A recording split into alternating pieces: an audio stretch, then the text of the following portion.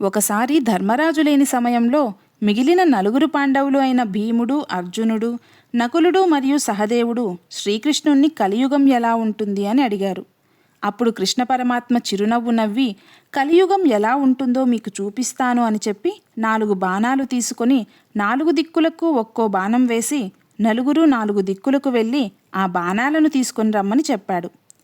నలుగురు పాండవులు ఒక్కొక్కరు ఒక్కో దిక్కుకు వెళ్ళి బాణాల కోసం వెతుకుతున్నారు.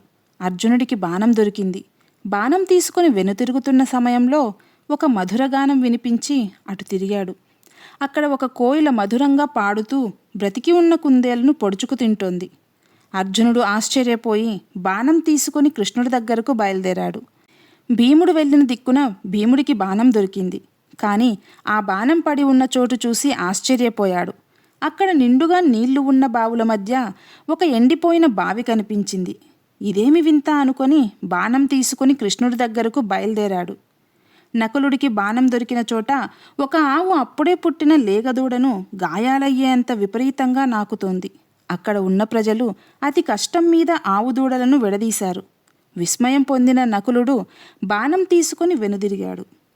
ఇక సహదేవుడికి బాణం దొరికిన చోట ఒక పర్వతంపై నుండి ఒక పెద్ద రాయి దొర్లుతూ దారిలో ఉన్న పెద్ద పెద్ద చెట్లను పడవేస్తూ వచ్చి ఒక చిన్న మొక్క దగ్గర ఆగిపోయింది.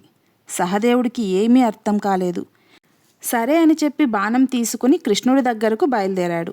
నలుగురు వారి వారి బాణాలు తీసుకుని కృష్ణుడి దగ్గరకు చేరుకొని వారు చూసిన సంఘటనలు చెప్పి వారి సందేహాలను అడిగారు. మొదటగా అర్జునుడు చూసిన సంఘటనను వివరిస్తూ, కలియుగంలో గొప్ప జ్ఞానులైన వారు కూడా కుందేలును కోయిల పొడుచుకు తిన్న రీతిగా భక్తులను దోచుకుంటారు. మన దేవాలయాలలో అటు పూజారులకు ఇటు భక్తులకు కాకుండా దేవుడు సొమ్ము ఎలా దోచుకుంటున్నారో అందరికీ తెలిసిందే. ఇక 4 నిండు బావుల మధ్య ఒక ఎండిపోయిన బావి అంటే కలియుగంలో అత్యంత ధనికులు కూడా పేదలకు పైసా సహాయం చేయరు. ఎంతసేపు నేనెంత సంపాదించాను అని తప్ప నా పక్కన వాడు ఎలా ఉన్నాడు అనే ఆలోచన లేని కాలం. నేను నాది అంతే. ఆ నేను నాది ఎన్ని రోజులుంటుంది? వెళ్ళేటప్పుడు మూట కట్టుకుపోయేది ఆస్తి అంతస్తు కాదు, నువ్వు చేసుకున్న పుణ్యం. నువ్వు చేసిన పుణ్యం నీతోనే కాక నీ తరాలకు మంచి చేస్తుంది. నువ్వు చేసే పాపం నీతో పాటు నీ వారిని నాశనం చేస్తుంది అనేది ప్రతి మనిషి గుర్తించాల్సిన విషయం. అప్పుడే పుట్టిన దూడను గాయాలయ్యేంతగా ఎలా నాకిందో కలియుగంలో తల్లిదండ్రులు పిల్లలను గారం చేసి వాళ్ళ జీవితాల్ని నాశనం చేస్తారు.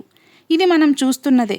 పిల్లలకి ఫోన్లు, ల్యాప్టాప్లు అవసరానికి మించి ఇవ్వడం, జంక్ ఫుడ్కి బాగా అలవాటు చేయడం, అవసరానికి మించి వస్తువులు అందించటం, కష్టమంటే ఏంటో తెలియకుండా పెంచటం, పిల్లలకి నడవడం, పరిగెట్టడం, స్నేహితులతో ఆటలాడటం ఇలాంటివి చేయనీయకుండా, కాలు కదపకుండా అయితే కారు లేకపోతే బైకు పిల్లలకి ఇచ్చి పాడు చేస్తున్నారు.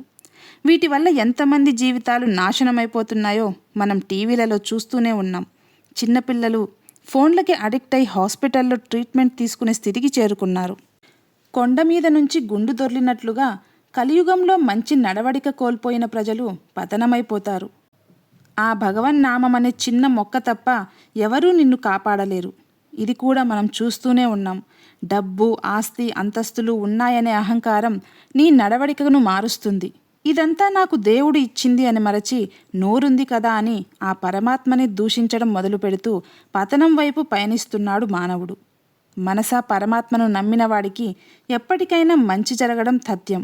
అదే పెద్దరాయి చిన్న మొక్క దగ్గరకు వచ్చి ఆగిపోవడం.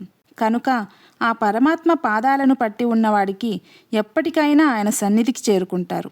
ఈ వీడియో మీకు నచ్చినట్లయితే లైక్ చేయండి, సబ్స్క్రైబ్ చేయండి. ధన్యవాదాలు.